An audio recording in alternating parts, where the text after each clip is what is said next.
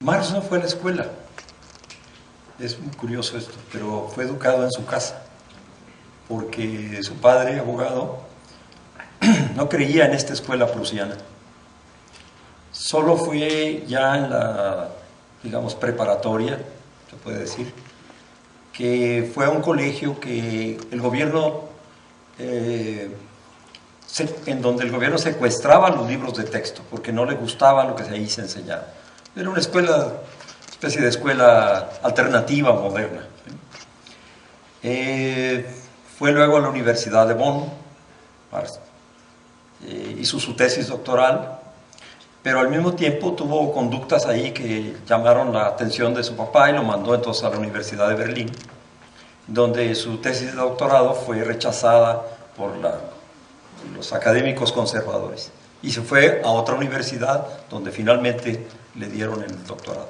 Entonces, la vida de Marx y la educación está combinada primero por esta trayectoria que él tuvo de muchos problemas pues con la regimentación, y por otro lado por su concepción muy interesante sobre cómo debería ser la educación del futuro. Una educación filosófica, una educación física y una educación tecnológica. Aquí lo que hemos hecho es separar a la tecnología por un lado, tenemos escuelas de educación física y luego tenemos facultades de minería, de leyes, de medicina, de filosofía, todo dispersado. La escuela en general, hoy también, es un ejemplo de jerarquía. Sí, es su principal cometido, eso es lo que más importa, enseñar a que la obediencia se debe a quien porte una identidad de ser el superior, un doctorado, una maestría. ¿Ya llegó al tope o...? No, soy... ¿Se puede llegar al soy tope? SNI -3. ¿Qué quiere decir eso? Es que hay un sistema aquí en México que se llama Sistema Nacional de Investigadores y tiene 3 niveles. Nivel 1, nivel 2, nivel 3. ¿Y usted a qué? Al -3. Es decir, no llego ni al 0, sino que al 1. ¿No le parece? No estoy en el sistema. Así es, ¿no? El concepto de la jerarquía. De la jerarquía escolar. Sí, sí. Los niños aman a la madre y aprenden que la autoridad y el amor es algo junto. La industria necesita disociar el amor y la obediencia. A eso me encanta. Sí, y la escuela lo hace, porque cada año cambia de maestro. Es más, en cada asignatura cambia el profesor. Y entonces el niño reconoce que la autoridad es siempre la misma, independientemente de quién sea el profesor. Hay una autoridad siempre frente a mí, que es el que me guía, que me dice cómo debo entender las cosas, y si no voy a la escuela, soy un desertor. Es una milicia. Terrible esto, pero es un análisis justo. Una pregunta, siempre mi hija desde Italia. Allá la autoridad, por ejemplo, del maestro ya está de segunda y los papá, mamá, defienden el hijo en contra del maestro. ¿Acá pasa eso? Sí, porque al mismo tiempo que el maestro fue utilizado como instrumento del capital para disasociar estas nociones en los niños, llega un momento en donde ya eso no es tan importante. Con la televisión, los medios electrónicos, la escuela va perdiendo su significado desde la perspectiva del capitalismo, pero no desde la perspectiva de la resistencia, que eso es lo importante, en el sentido de que también los niños aprenden con estas nuevas corrientes filosóficas, Freire, Freinet, aprenden que se puede construir una democracia en donde aprender es una tarea interesante y donde aprender no significa autoridad y donde aprender es un ejercicio de la libertad y de la liberación. Y entonces la escuela está jugando con estos movimientos como el de la CENTE a generar alternativas muy interesantes de educación. En México, con 9 minutos de trabajo de un obrero, 9 minutos, 9 minutos, Se paga su salario. El resto de horas laboradas es la ganancia de la empresa y del gobierno patrón. Este es el principio de la plusvalía.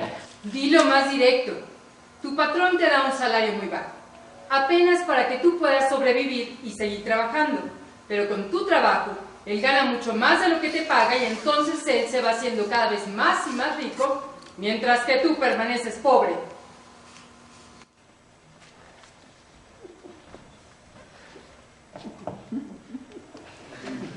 Son condiciones terribles, ¿no? Muy sencillo de entenderlo, pero si uno escucha o lee palabras de un economista, no entiende nada. ¿Cómo es esto? Es, creo yo, uno de los trabajos que hace a veces la educación al servicio del capital.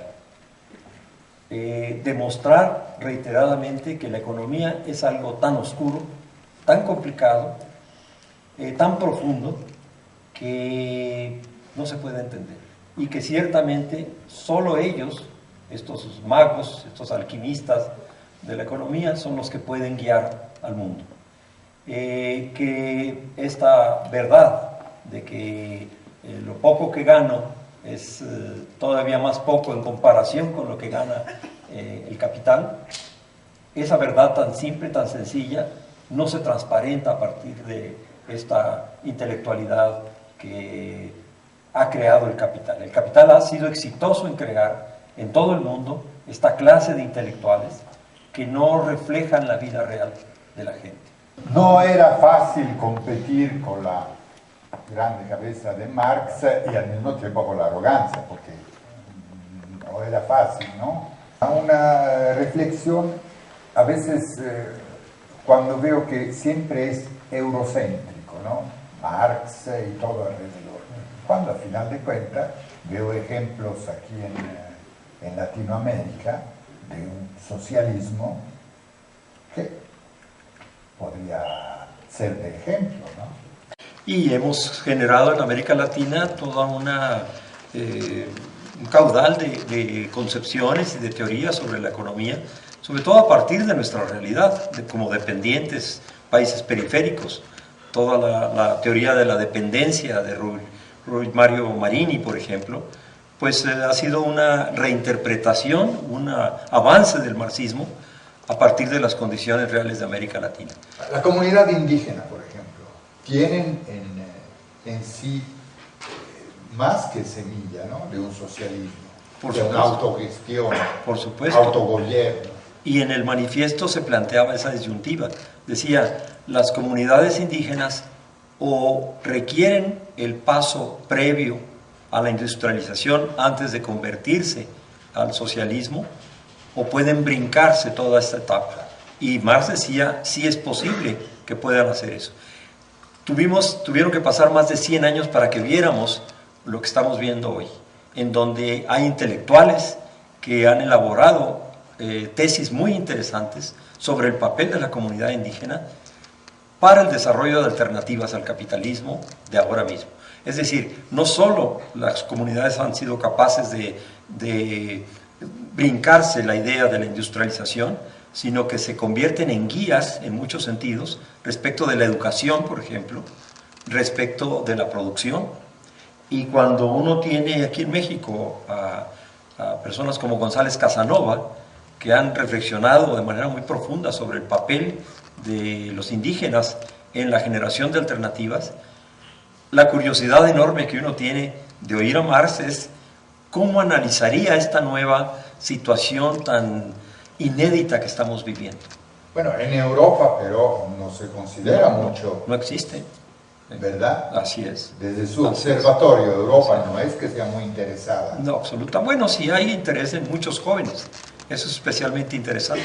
Muchos jóvenes europeos que vinieron a colaborar con los zapatistas, a construir escuelas, a ayudarles en las cuestiones técnicas. Pero no, porque yo me acuerdo que tuvo un momento los monos blancos. Sí, por ejemplo, de un usted montón dice, de... por ejemplo, en Viena, yo leí en el periódico que acá se asustaron todos. Bueno, era una cosa extraña, ¿no? guaruras italianos no es algo que se vea muy comúnmente aquí en México, ¿no?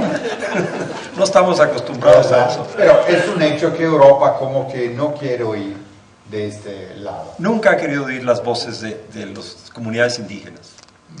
Puede ser que mal le va a pasar. Corte y regresamos.